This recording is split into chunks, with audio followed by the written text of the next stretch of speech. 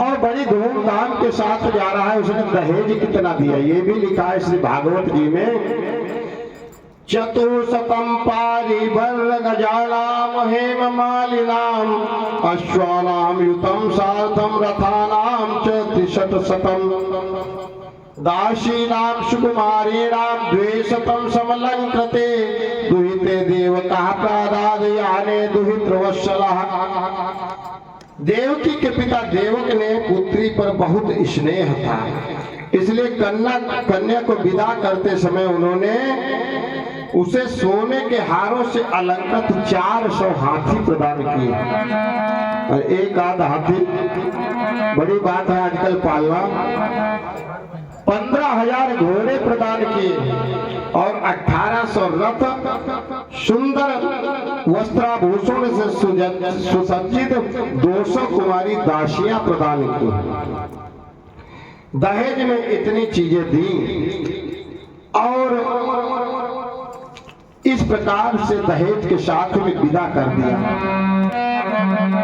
रास्ते में जा रहा है कंस बड़ा खुश होकर के प्रसन्न चित्त होकर के मेरी बहन का विवाह बड़ी धूमधाम से संपन्न हुआ। रास्ते में क्या हुआ, एक आकाशवाणी उसको सुनाई पड़ी। इत्युक्ता सकला पापो भोजानां कुलयांसनः भगिनी महंतुमारुद्धा खड्गपाणी वचे गृहीत। इस प्रकार से आकाशवाणी को सुना। आकाशवाणी ने क्या कहा, ओ कंस कंस मत फूल बहुत, यह फूल बहुत कुमलाएगा। विश्वास रहे बस यही फूल तुझको धूल में मिलाएगा।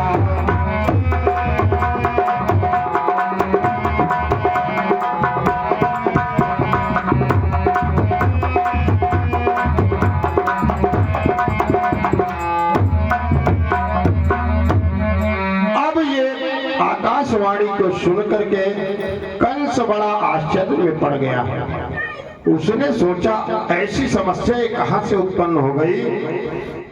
बड़े आश्चर्य में उसने क्या किया, बड़ी ध्यान से वो और सुनने लगा। तो आकाशवाणी ने कहा, इसके 8वें गर्भ वाला देवों का गर्भ बढ़ाएगा। इसके 8वें गर्भ वाला देवों का गर्भ बढ़ाएगा। तुझको तेरे मित्रों समेत यमपुर की हवा खिलाएगा।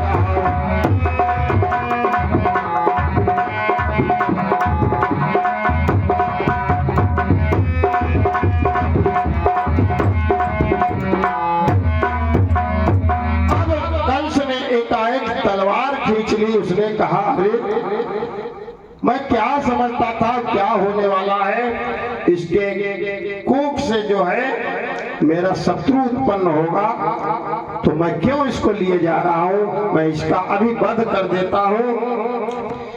झट झपट पड़ा रथ के ऊपर, दीपटक बहिन झटकारों से। लटके में लटका खटके से, चटकी कृपाण चटकारों से। उसने झट से देवकी के बालों को अपने हाथ में पकड़ लिया। अब क्या हुआ, अबला के केश हाथ में थे, ऊपर से कठिन दुधारी थी।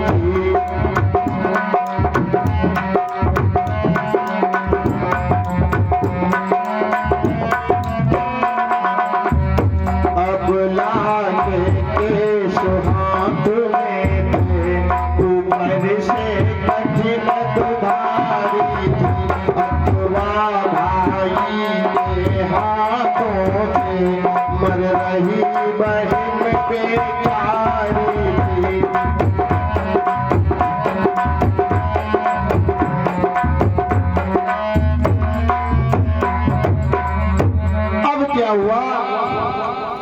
बहन के प्राणों की रक्षा या प्राणों की अभयदान दोनों उसके हाथ में थे। कंस के हाथ में, एक हाथ में उसने कृपाण पकड़ के रखी थी। कहता है कंस, देवकी कहती है भैया तुझे क्या हो गया, तू तो अभी खुशी खुशी के साथ में मुझको भेजने के लिए जा रहा था, एकाएक क्या हो गया। वसुदेव जी बड़े आश्चर्य में पड़ गए कि कहने लगे, हे कंसराज ये क्या कर रहे हो, किसी अबला पर हाथ उठाना आपको शोभा नहीं देता। कंस कहता है, आज तक मानता था सौम्य भगिनी तुम्हें, किंतु हाँ दया से आज मुख मोड़ता हूँ मैं। आज तक तो मैं आपको अपनी बहन मानता था और सबसे अधिक स्नेह प्रेम भी करता था, लेकिन जब आज मुझको ये पता चल गया है तेरा 8वां लाल मेरा काल होगा, तब न रहेगा बांस न बजेगी बांसुरी। ऐसी स्थिति को ही मैं क्यों होने दूं। जान गया काल अंत काल में छिपा है तेरे, जानबूझ काल को कभी ना छोड़ता हूँ मैं। विमलेश लेश भी न प्रेम रहा तेरे लिए, आज सब प्रेम बंधनों को तोड़ता हूँ मैं। जोड़ता हूँ नाता यमराज की पुरी से तेरा, काल जननी का आज भाल फोड़ता हूँ। तू मेरे काल की जननी होने वाली है तो तुझको ही नष्ट कर देता हूँ। अब जो है वसुदेव जी भी बड़े असमंजस में पड़े, करें तो क्या करें। उसके हाथ में अस्त्र शस्त्र है और वो अत्याचारी भी है, पता नहीं कब किसको मार दे। उन्होंने सोचा चलो यहाँ पर युक्ति से काम लिया जाए। हर जगह जोश नहीं दिखाया जा सकता, जोश में होश जो व्यक्ति रखता है वो हमेशा सफल होता है। एक बार की बात, जोश में होश रहना चाहिए। एक बार की बात, एक ट्रेन में कुछ लोग यात्रा कर रहे थे। उसी ट्रेन में एक बुजुर्ग व्यक्ति बैठा था, वृद्ध व्यक्ति बैठा था और 3 लड़के बैठे थे पड़ोस में, नवयुवक। तो उन नवयुवकों ने कहा, लिखा देखा कि चैन पुलिंग करना अपराध है, जो व्यक्ति इस चैन को खींच देगा उस पर भारी जुर्माना लगाया जाएगा और जुर्माने की राशि जो है 100 रुपये देनी होगी। लड़कों ने सोचा ये गलत लिखा है कि सही, तो एक ने सोचा ऐसा करो खींच के देख लो, अभी पता चल जाएगा ये सही लिखा है कि गलत लिखा है। तो दूसरे ने कहा खींचोगे लेकिन जेब में रुपए है कि नहीं। तो तीसरे ने कहा ऐसा है, हमारी जेब में है 40 रुपए। तो दूसरे ने कहा 50 रुपए हमारी जेब में भी है। तीसरे ने कहा 20 रुपए हमारी जेब में है। तो तीनों ने सोचा अब तो काम बन गया, प्रैक्टिकल कर लिया जाए, 100 रुपए तो पड़ेंगे, वो तो निकल आए। तो उन तीनों ने सलाह कर ली कि ऐसा करें, चैन खींच के देखते हैं, होगा देखा जाएगा। तो एक ने उसमें से चैन को खींच दिया, जंजीर को खींच दिया। गाड़ी चल के थोड़ी दूर रुक गई और आकस्मिक ब्रेक लग गया। जब इमरजेंसी ब्रेक, अब छानबीन होनी शुरू हो गई। तीनों बैठे, दादाजी भी पास में बैठे, उनको काहे का डर।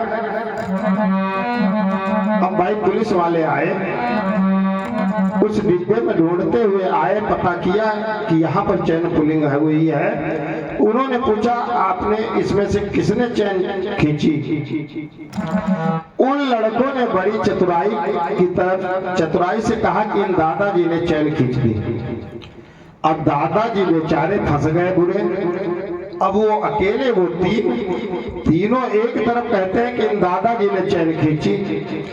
दादाजी ने सोचा यहाँ पर अब बुद्धि से काम लिया जाए, युक्ति से। इन लड़कों ने हमारे साथ किया तो ठीक नहीं। उन्होंने कहा साहब मैंने चैन जरूर खींची, हाँ मानता हूँ खींची है, लेकिन ये चैन काहे के लिए लगाई गई? पुलिस वालों ने कहा ऐसा है ये चैन आकस्मिक है, कोई आपदा हो जाए, कोई घटना घटित हो जाए।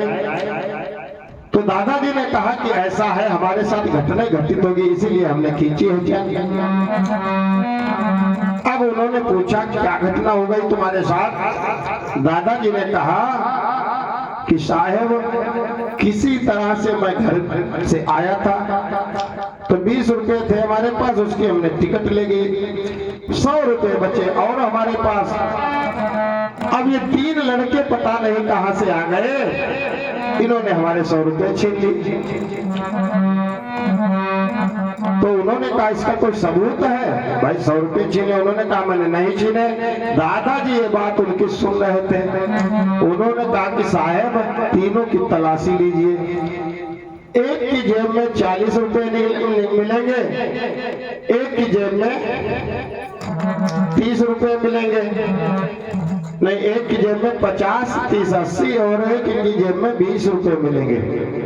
ना मानो साहब इनकी तलाशी ले लीजिए। पुलिस वालों ने कहा ठीक है। पुलिस वालों ने उनकी तलाशी लेनी प्रारंभ की। ठीक वैसे ही नोट उन तीनों के पास निकल आए। दादाजी ने बुद्धि से काम लिया। कहने का तात्पर्य आजकल नवयुवकों में जोश तो बहुत होता है लेकिन होश नहीं होता। जोश में यदि होश हो जाए तो 100% सफलता की गारंटी, और जब होश ही नहीं, बेहोश ही है तो सफलता कहां से प्राप्त होगी? यहाँ पर वसुदेव जी ने भी युक्ति से काम लिया। कहते हैं कंस जरा सोचो तो अबद्ध नारियां हैं सभी। वैसे तो किसी अबला पर हाथ नहीं उठाना चाहिए, उनका वध नहीं करना चाहिए, प्रताड़ित नहीं करना चाहिए, लेकिन फिर तो लघु बहन तेरी सुकुमारी है, ये तो तेरी बहन है, हो सकता है पिघल जाए। प्रयास करते हैं, बाल में लगा है शुभ सिंदूर, विचार करो आज ही इसका विवाह संस्कार हुआ है, इसके हाथों की मेहंदी भी नहीं अभी छूटी है। जीवन में आज पतिगेह की तैयारी है, विमलेश अपने भविष्य के मधुर मित्र उर में खिंचे, मधुर चित्र उर में खिंचे है, हुई बेबस बेचारी है, लेकिन ये असहाय है, आपके सहारे है। मारिए न कीजिए दया की दृष्टि, कंसराज पुत्री का समान लघु ये बहन तुम्हारी है। अपनी पुत्री समझ करके ही छोड़ दीजिए इसको। और उसको ज्ञानोपदेश भी करते हैं। कहते हैं मृत्युर्जन्मवतां वीर देहेन सहजायते, अधवाब्द शतान्ते वा मृत्युर्वयु प्राणिनां ध्रुवः। हे वीरवर, तुमको ये भी ज्ञात होना चाहिए जिसका जन्म हुआ है उसकी मृत्यु निश्चित होनी है। ये तो ब्रह्मा जी ने पहले से बना करके प्लान रखा है। आप क्यों डर रहे हो, क्यों चिंता कर रहे हो? आया जो यहाँ है वो जाएगा अवश्य में, फिर उस भांति कंसराज डरते हो क्यों? भोगने पड़ेंगे कियमाण सभी कर्म तुम्हें, फिर तुम पाप के भंडार भरते हो क्यों? हंस वंश मध्य अवतंस तुम कंसराज, जीवन इतिहास को कलंकी करते हो गुम। इस प्रकार से वार्तालाप को सुना कंस ने। अब उसको और भी क्रोध आ गया। उसने कहा ये बताओ हमारे बहनोई साहेब, तुमको जीवित रहना है कि नहीं रहना है? बहन को तो बाद में मारेंगे, पहले तुम्हारे काम तमाम कर दें। तुम हमको ज्ञान उपदेश दे रहे हो, हमको अपने प्राणों की चिंता करने की तुम्हारा ज्ञान सुनना है हमें। क्या कहता है? वह बोला तुमको हिमायती हो, तुम पहले यमपुर को जाओ।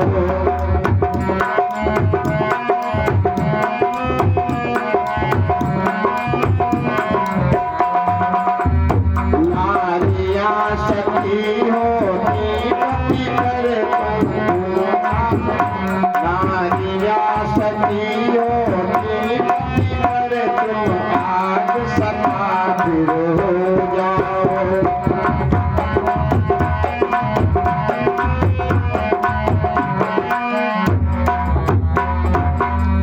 अभी तक तो मैंने देखा था नारियां अपने पति पर सती हो जाती थी, लेकिन तुम ज्यादा हितैषी बन रहे हो तो तुम पहले सता हो जाओ, मैं तुमको ही तुम्हारे ही प्राणों का अंत कर दूं।